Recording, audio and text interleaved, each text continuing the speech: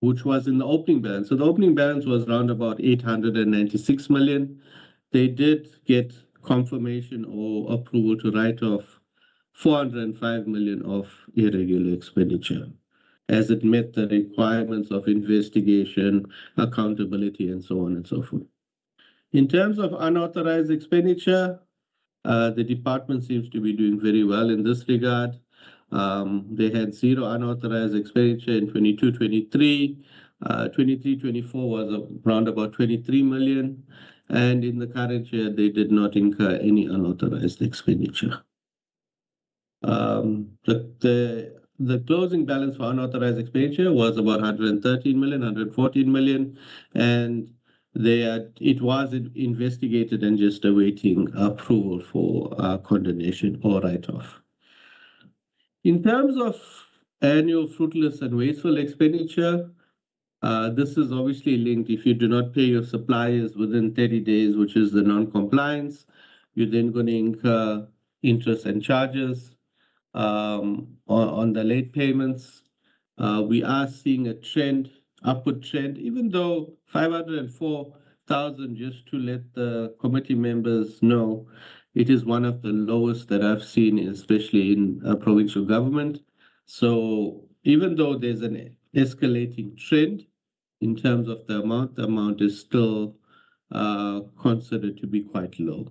Nevertheless, any fruitless and wasteful expenditure incurred is monies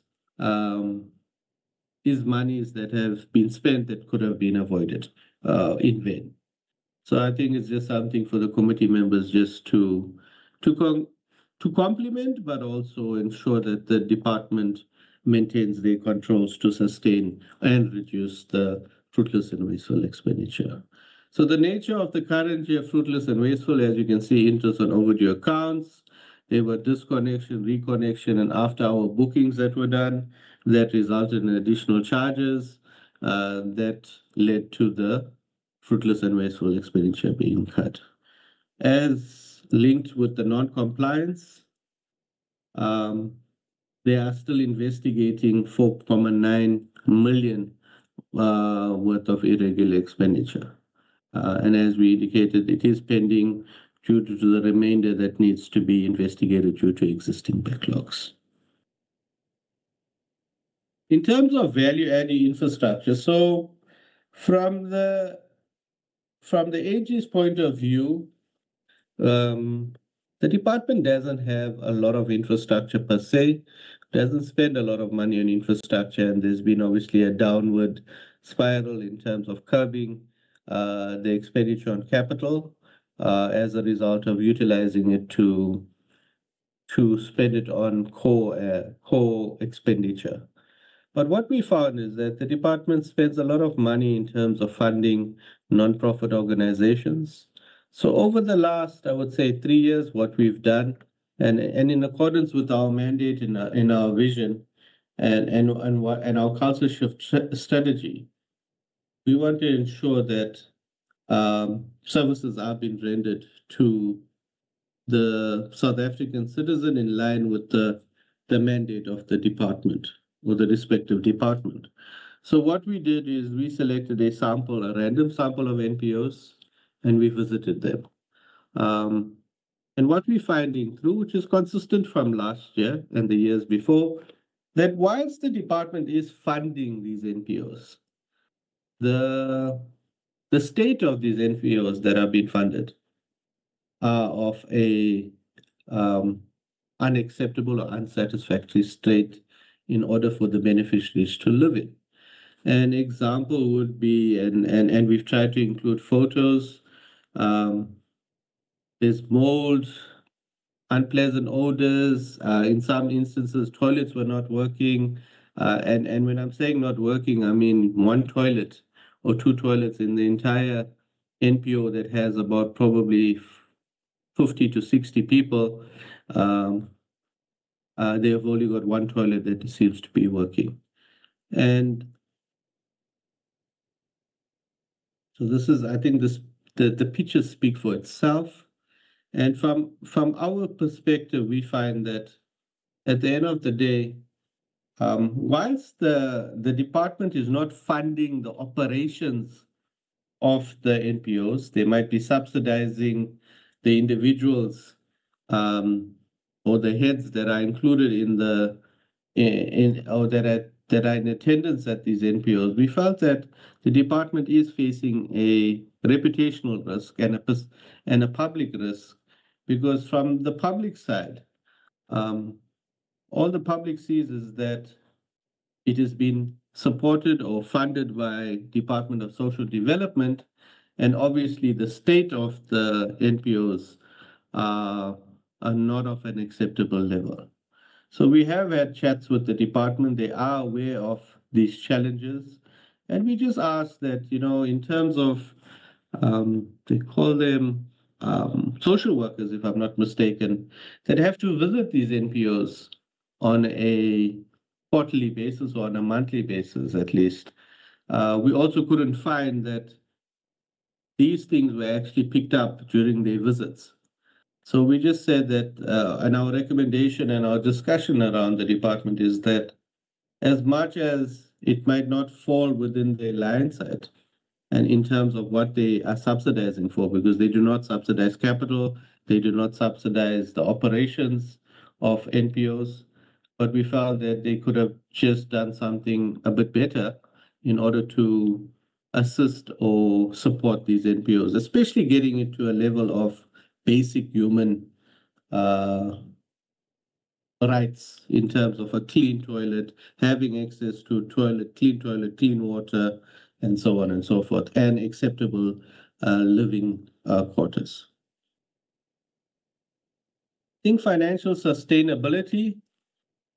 This department, for the last 3 years, were having challenges in terms of meeting their payments.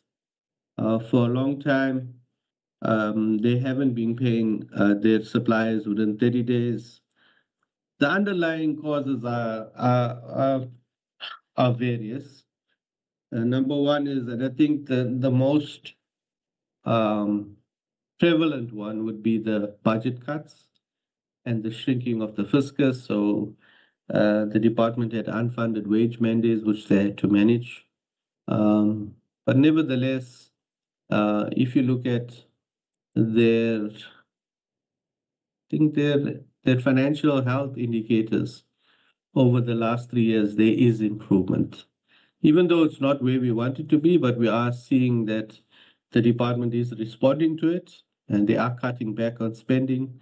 They're only spending on core services at this point in time, and everything that is not required, which is considered to be a luxury, the CFO is not entertaining, for lack of a better word. But nevertheless, if you had to look at their budgets and for the or the accruals for the current year, the year under review, they started off the next year's, which is the 25-26 budget year, on in the red. They had 176 million, 177 million um, of invoices that related to the year under review that needed to be paid from the 25-26 budget. So that also is an indicator of whether the department is utilizing its annual budget in accordance or aligning their expenditure in accordance with their annual appropriation. Information system audit, I'm not going to spend too much into it. I think the slide has been shared. It's fairly straightforward. We just found one finding in terms of disaster recovery. It is important, but I believe the department is addressing this finding as we speak. In terms of our focus areas, I think one of the focus areas is professionalization of the public sector. We found that if we want to see a change in public sector, we have to professionalize our existing officials. So this is one of the focus areas. What we found is The department did not conduct a required skills audit and reorientation program. Pre-entry assessments for candidates were not completed as prescribed. Vetting processes were inadequate, with only criminal checks being conducted. The recruitment, selection, and appointment policy is outdated, and it was last approved in 2015. And certain individuals were appointed without clearly defined terms pending a court ruling. I just want to, for the honorable members noting, remember this is not an indication of, for lack of a better word, of actual scenarios that's happening at the department. This was based on a sample.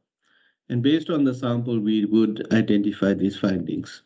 And it is just an indicator of how well HR management is being run in the department. The department has committed themselves to implement the recommendations of these findings. In terms of material irregularity, as I alluded to earlier, it is our enforcement tool. I have included the slides just for the honorable members noting, so that it's just a nice slide to encapsulate what is a material irregularity.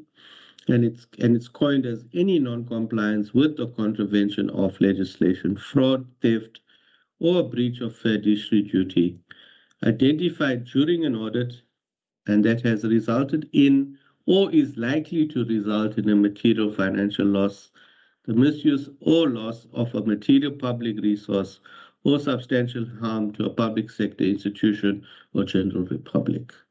We then, if we identify, we have to notify the accounting officer. They have, I think, 20 days to respond with actions that they're going to take to address it. And I think in terms of the flowchart, it defines or just depicts how we maneuver through the material irregularity process.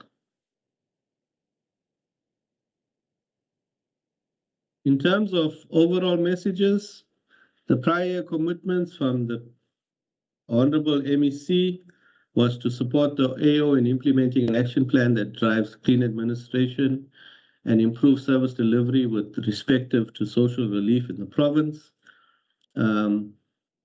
Steady progress was evidence, as I've indicated to the honorable members. With the full impact of these efforts, we anticipate to be realized in the 25-26 financial year, if everything goes as planned. Call to action.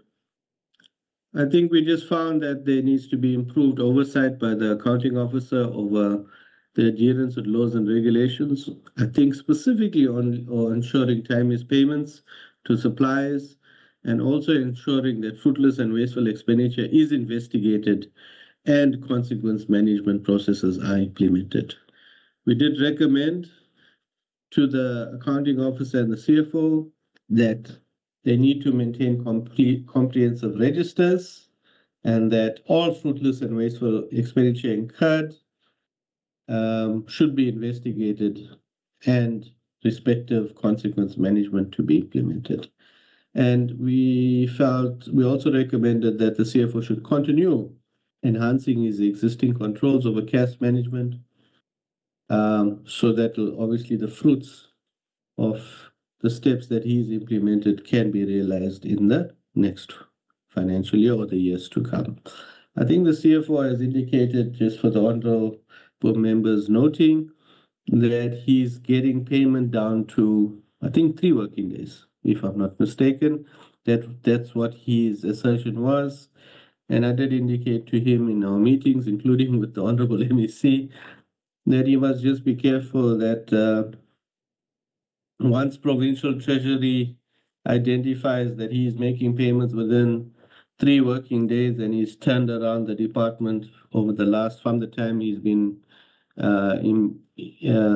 appointed, specifically with how he manages cash management and prioritizes payments, and that he must be careful that they don't ask him to to probably second to Department of Education or Department of Health in order to assist them.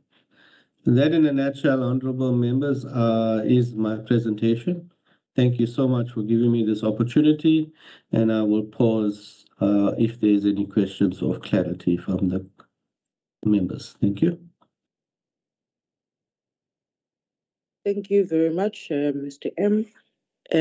Honorable members, this is the briefing that we've been given. I want to believe that we had received on this day the briefing, the document that has just been presented to us. And I think members may have went through it and may have listened to the presentation that has just been given to us. So at this point in time, I would request hands from members who may want to have comments or questions. Honorable Chantal, I think I saw your hand.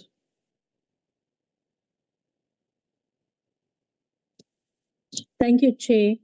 Chair, I'm not surprised that the AG has found some issues with the NGOs and NPOs, because I'm sure you will remember I've been raising this issue for quite some time now about doing oversight and ensuring that the NPOs that we're paying money to are actually using the money correctly, because we are hearing more and more complaints from communities about the lack and the poor services that the NPOs that we're funding are actually providing.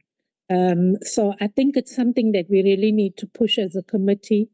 I've been saying it for some time, but we haven't really done anything about it. So I think as a committee, we need to really start actively going out and ensuring that where we pay money to, if they're actually using the money for its intended purpose and not anything else. Thank you, Chair. Thank you very much, Honorable Tipo. Honorable Masigo. Thank you very much, Honorable Chairperson, and one must firstly welcome the presentation that we have received, from the AG. Chair, I think I just have two very minor issues that three that one wants to raise. Firstly, Chair, it's around the slide on the payment or the use of panels by the Department of Social Development and other government departments for that matter. I just want to check with AG, because the introduction of panels is a system that has been recently introduced in the past couple of years. And for me, it's something that has been it should be a tool that has been tested and well formulated and introduced by the provincial treasury. But you see that in other government departments, they use it, and in other government departments, they don't. I could not really get what is it that is much of a problem in this tool, and whether the AG in their assessment have found that it bears more risks than the other systems that have been used before. The second issue, Chairperson, is around what has been raised by Honorable Debo around the issue of the transfers to non-profit organizations. And I want to fully agree with her, Honorable Chair, that and also Mr. Moodley, in that as much as the department is funding probably a certain aspect of the services of NPOs or NGOs, you would find that they would be funding, for instance, a non-compliant institution.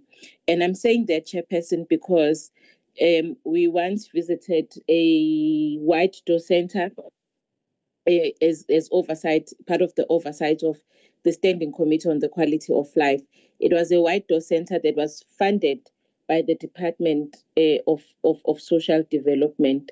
When we got there, we found that the White Door Center does not even meet the minimum requirements according to what a white door center should provide for the victims of gender-based violence. The victims were exposed in that center. There was no security, and also you would find that, sorry, Chairperson, you would find that it's exposed, and it was a one-stop development center. It does not meet the minimum requirements of what a white door center is, but the department is also continuing in funding that structure. So, Chairperson, I think it's also something that we as a committee should be trying to bring the department closer to its attention to. That yes, you can say that you are funding services, but you can't fund the services of a non-compliant NGO in other aspects. So, Chairperson, it's something that I agree that should be looked at. Lastly, Chairperson, it's around the issue of a professionalization of the public sector. And I think it's something that we also as a committee should be looking closer to, because one finding would say that a pre-entry assessment for candidates were not completed in the prescribed time. But I'm very concerned, Chairperson, on what Mr. Moodley had raised around the issue of a screening of members or officials, and also vetting of officials. I wanted to check on the issue of vetting, because you'd find that the department is working with the most vulnerable in our communities, which is your children, your women, victims of gender-based violence. So if the very same people who are working with the vulnerable groups are not vetted, I think we need to be worried, and also ask in terms of if he's saying vetting according to the registers that are there for perpetrators of gender-based violence, and also sexual offenses.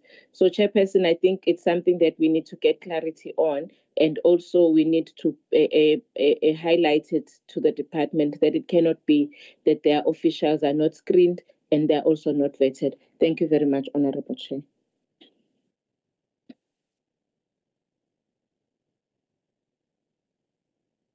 Thank you, Honorable Masigo. I do not see any other hand, honorable members. There is a hand, Chair. There is a hand. Yes, from Honorable Mngadi, if I'm not mistaken, Chair. Honorable Mngadi, you may come in. Thanks, Chair. I've been largely covered by Honorable Masego and Honorable Dubois, but maybe also just to touch on a critical aspects on NPO and NGO funding.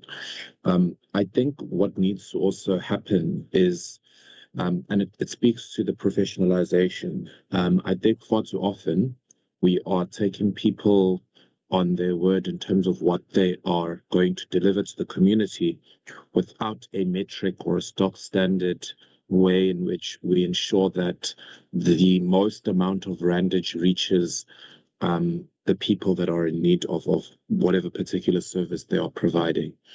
And I think also when it comes to the financial aspect of things, we might want to also consider doing more in-kind commitments and in-kind assistance, as opposed to just outright the cash we are dispensing to these NPOs. Because what I've often found is, whether the conditions are deplorable or not, it becomes difficult for us to assess whether or not an NPO must be supported, because the only alternative, and there are many of them. I've been to a few of these in eThekwini as well.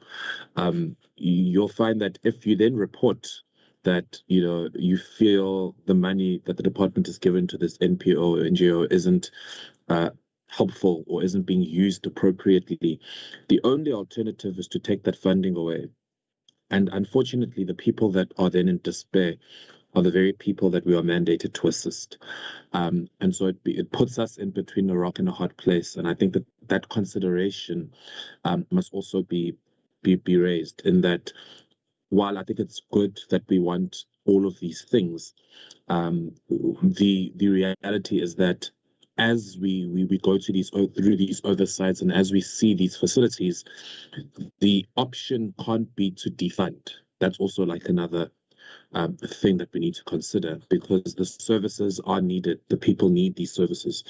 So we have our work cut out for us in professionalizing everything, ensuring that the money reaches people on the ground, but also ensuring there's just, all round compliance.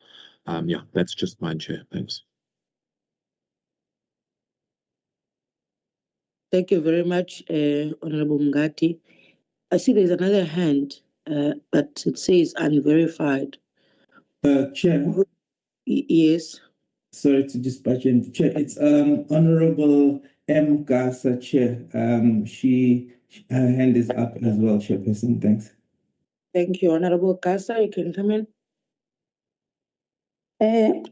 Thank you, Honorable Chairperson.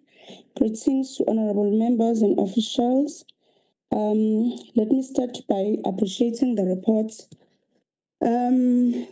Honorable Chair, I am very concerned about the manner this department handles money.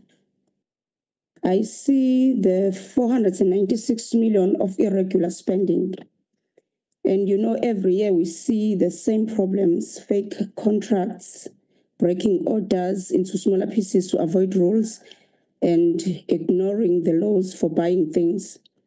And it's further shocking that there is 45% of this problem has been quietly written off.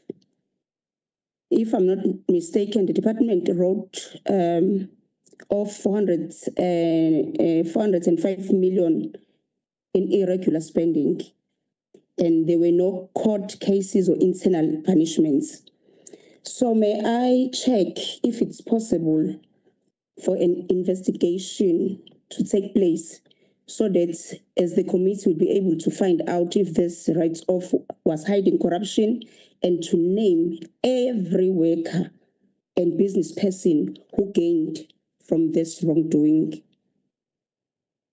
I've noticed that, honestly, this department has no money to work since it uses e-overdraft. It does not pay AMA service providers for 55 days. And it has to use money from future budgets to pay for all bills. Since I've noticed that the department has no money and cannot pay who it owes, is it possible for the accounting officer to give this committee a signed sworn statement? This statement must list how many specific social programs were cut, how many social worker jobs are frozen, and how many vulnerable people who need help did not get services because of this very bad money management. Thank you, Chairperson. Thank you very much, Mr. Kasa.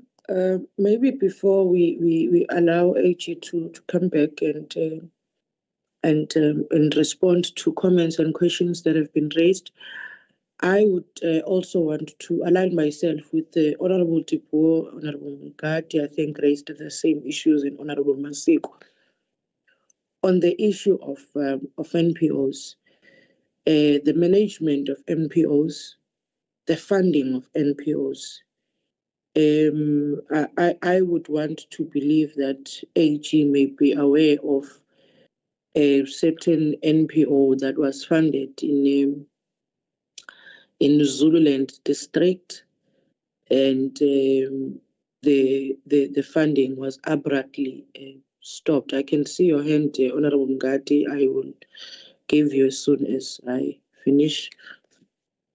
Now, I want to believe that AG would have had that information, and the management of the funding that is given to these NPOs, how it is given and taken away from these NPOs without proper explanation, one, to the NPOs, without proper investigation towards the NPOs if they are deserving of the funding, And there is an instance where I'm just trying to remember the names of these two NPOs, but there is an instance where, as the committee, when we went to do our oversight, you could see that the money that was meant to be put on the account of a certain NPO is actually the same money that has been put on the account of a particular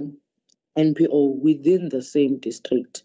And when you investigate further, you find that the NPO that has now received money inappropriately, that is what we believed, but we don't know if the investigations keep on going, what will be the outcomes, but we believed they received it inappropriately, was only registered a few months ago.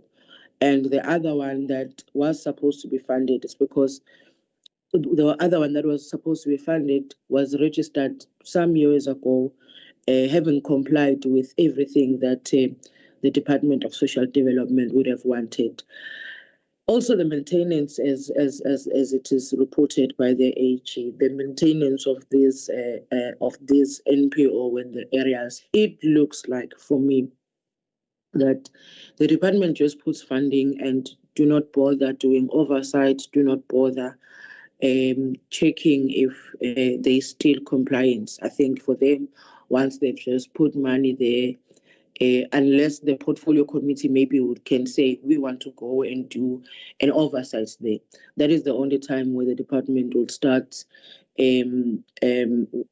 panicking and going to see those NPOs. And I think generally in the management of NPOs, that is where the department seems to be having a serious problem. And also, I wanted to check if the department has presented measures or ways in which they can be able to deal with the late payments, because it has been clear from the report that these are one of the fundamental problems that the department finds itself in. I will then give back to Honorable Mngadi. I saw your hand when I started speaking. I'm not sure if you wanted to say something or you had forgotten to say. Yes, Chair. You may come in. Thank you so much, Chair. I'll be very brief. And you're quite correct. You actually have reminded me. I've been asking for that report to be tabled in the committee for a while now. It hasn't come through. And it's concerning because, as you rightfully put, there's clear evidence there that there was a mismanagement of funds. But further than that, there was that further report that we got that said that a certain NGO that we had visited, once the department had paid them, officials from the department then loaned money from that same NPO because they knew that the money was then in the bank. And so it's those kinds of things that I personally believe are widespread, that then defeat the purpose that we try and do the work that we do, particularly as social development. And so, and unfortunately, the chairperson isn't with us today, but it's quite important, I think, that report comes to this committee, because from the last I heard that it was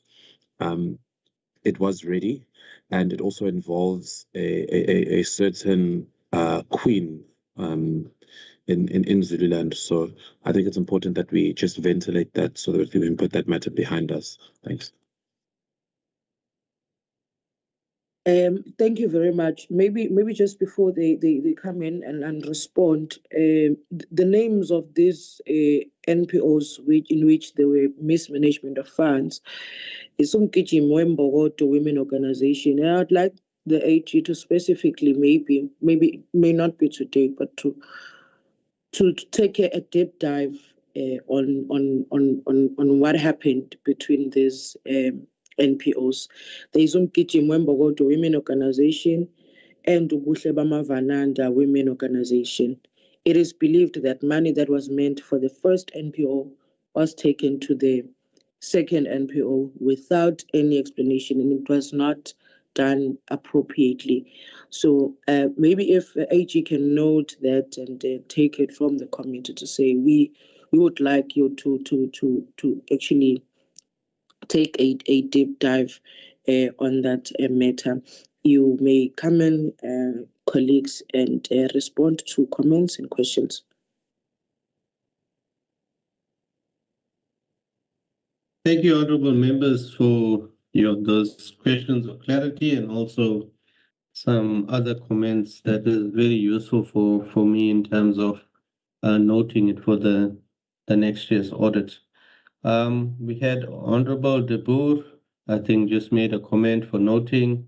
Honorable Maseko, you raised an issue around the panels, and for me, I'll be very honest with you. Me personally, it is concerning. I think within AG, it is also concerning. Concerning on the fact that it's not regulated as in terms of the other normal procurement, whether it's quotations, competitive bidding, deviations, and so on and so forth. So we're finding that obviously in a space where it's not regulated, it's not clearly guided, people are maneuvering within the legislation, and it is being utilized, as you say, as you rightfully said, it's being utilized by government. When I mean government, provincial and local government. We finding that um, there's no policy or procedure to guide or to govern the administration of the panels.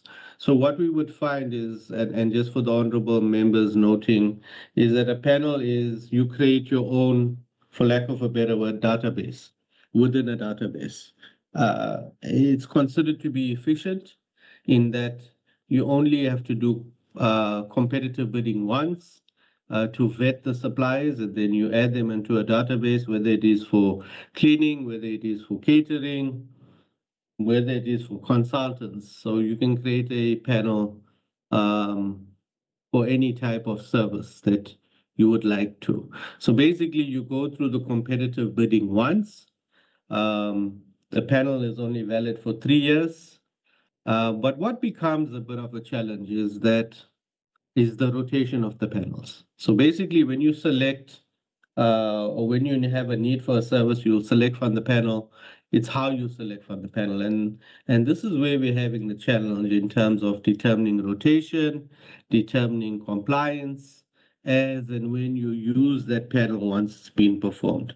I'll be very honest, and maybe it's something that the honorable members could also just deep dive in. I know we've been having discussions with provincial treasury. The legislative setters, whether it be national or provincial treasury, need to actually start um, regularizing, for lack of a better word, or policizing panels and the use of panels. So then at least we have a blueprint that has built-in controls, that is clear, and that is implemented consistently throughout throughout government. And from an AG's perspective, that's where we have the uncomfortableness, because lack of consistent, clear guidance means that the way a panel is managed in one department might differ in how it's managed in another department.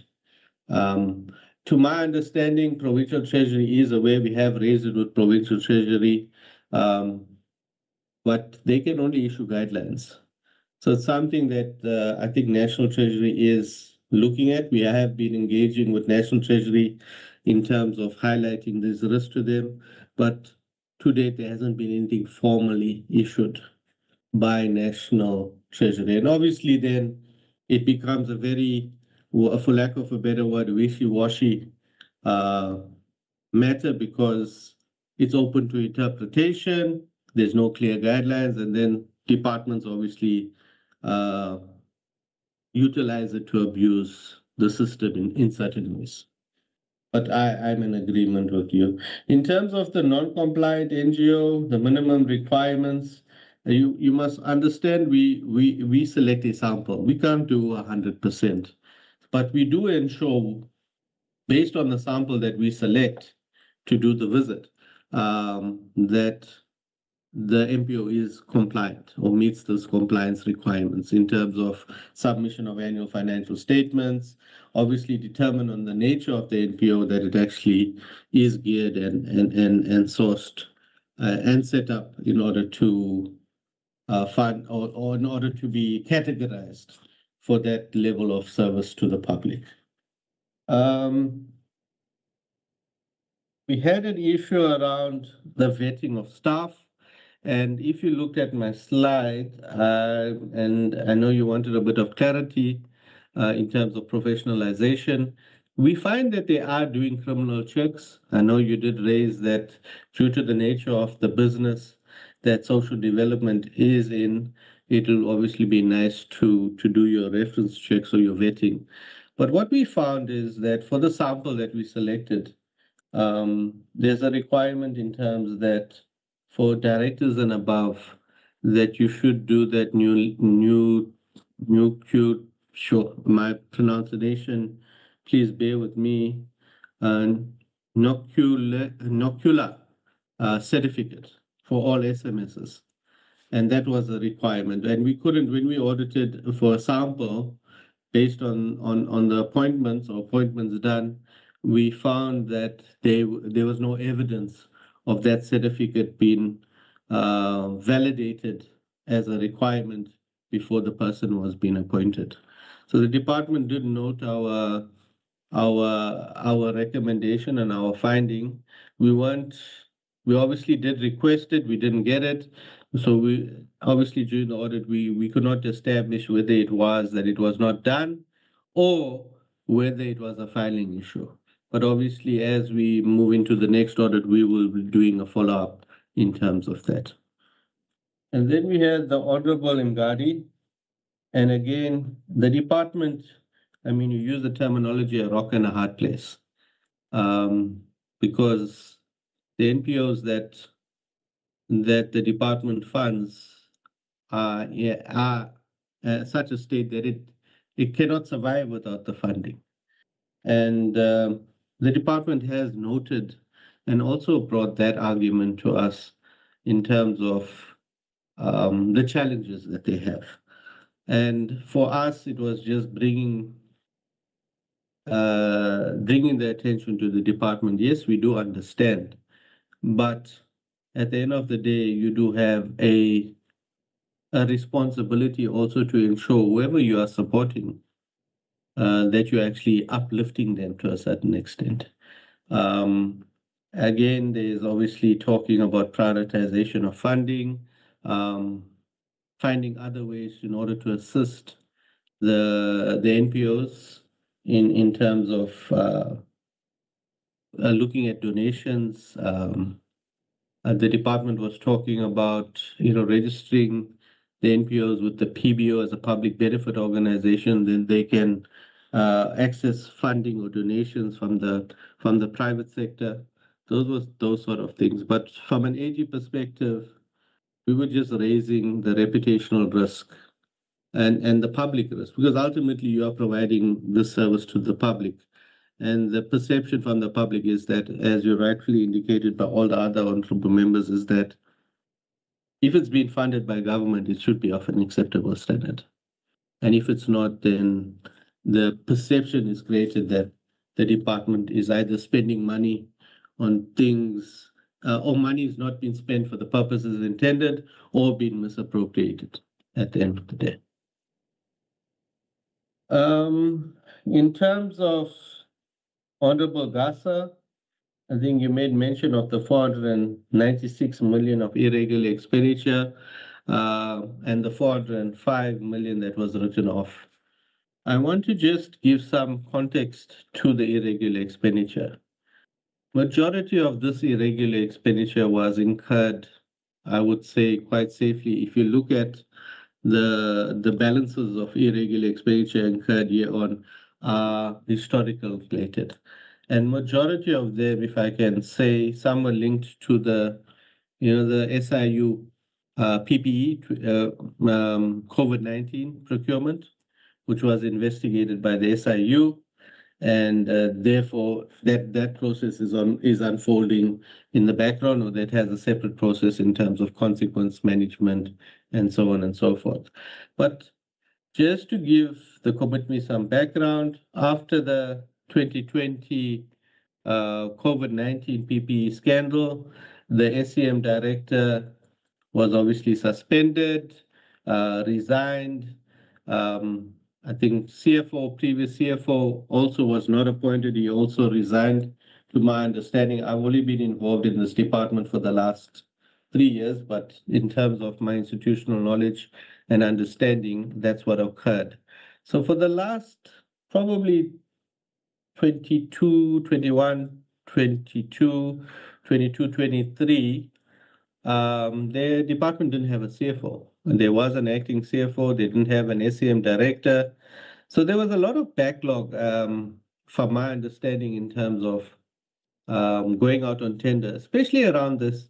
The major contracts in this department is security and catering, and events management.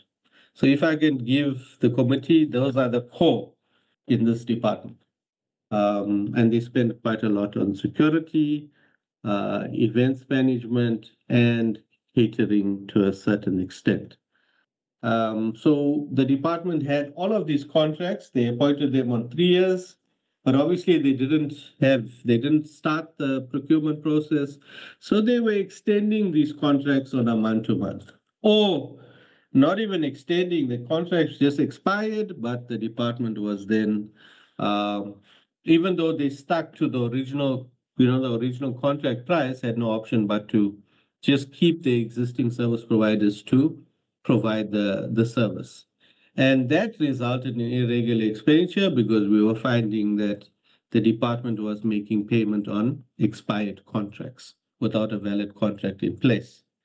Obviously, no SCM director, no CFO.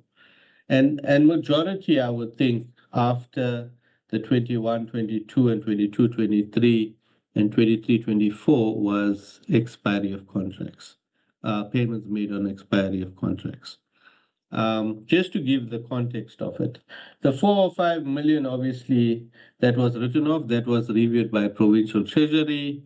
And you must understand, Provincial Treasury will look at the circumstances around the incurrence of the irregular expenditure. And obviously, if it's already been investigated by SIU, if it in certain instances, or due to circumstances out of the control of the department, they did take steps, but the irregular, no official was found liable, especially for payment on expired contracts. So the service was being rendered.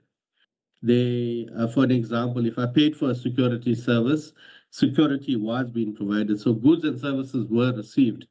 The irregular expenditure resulted from the non-compliance with SCM regulations on the fact that you made payment on an expired contract. Just to give the honorable member some background in terms of the irregular expenditure. But I think you did indicate that you are awaiting a report from the department. I will also be interested in what that report says from the department. And let's wait for the department to give that feedback in terms of the background of the irregular expenditure. And then we had Honorable Mkhize. Chair, you said the cutting off of NPO funding. I'll be very honest, I do take note of those two names. I've sent a message to the secretariat to please just record the names and share it with me, because I'm obviously spelling and whatever. I just want to make sure I get the right names, and then that's something we'll be looking through in the next audit. I am aware that the department has been reprioritizing funding for NPOs, and this is as a result of the provincial fiscus is shrinking. So it is not only in this department. I do another department, which have also raised the challenges, whereby probably halfway during the year. So when your budget is approved, you get an annual appropriation for the year. So you start off with 100 Rand. And then as a provincial fiscus, you find that Department of Health or Department of Education has a problem. So the only way, remember, our cash balance doesn't change. Whatever we've been given as a province is what we've got. And it has to be shared amongst the different departments in the province. We find that resolutions get taken either, or decisions get taken at the necessary levels to then assist Department of Education. So what happens is that halfway during the year or sometime during the year, they get told, hold on, you now have to give 500 million or an X amount of million as your contribution to assist the province in terms of decreasing the debt or improving the financial position of a specific department. And my understanding is that the department doesn't have a choice, but then they obviously have to then align their spending trends, reprioritize. And I think it does have some unintended consequences on the coal face of what the department provides, the services that they provide, because they've got no other option but to do it. Remember, in any department, salaries, you have to pay salaries without doing anything. Salaries, lights, water, security services, those are the core. You have to have it in order to run. So if you start dwindling the budget, you've got no option but to obviously reprioritize from other aspects, as you cannot touch core. Otherwise, then the department will stop running. Lights won't be on, electricity, computers, licenses, and so on and so forth. Just to give you some background from the honorable members, but it is definitely a challenge. I do note your other concerns that were raised by the honorable member in terms of monies being destined for a one NPO being reassigned to the other NPO without any reasons.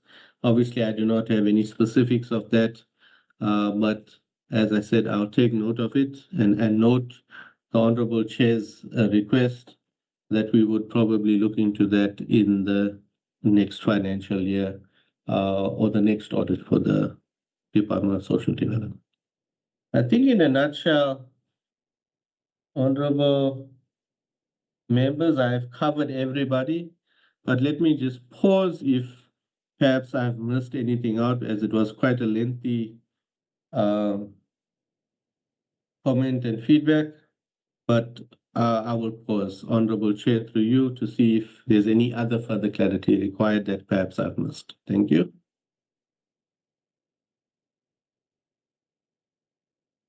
Thank you very much, honorable members. Do you have any follow-up questions? Okay, I don't see any hands, honorable members, so I believe that you have been clarified. Thank you very much, Team AG. We appreciate the presentation that has been given to us, and we appreciate the responses, therefore, and the commitment to go and have a proper check or investigation on some of the things that honorable members find concerning and that they have raised in this meeting. Honorable members, thank you very much for your time, for attending this meeting and all the contributions that you have made. We have come to the end of our meeting. The meeting is closed. Thank you very much to everyone who participated and attended.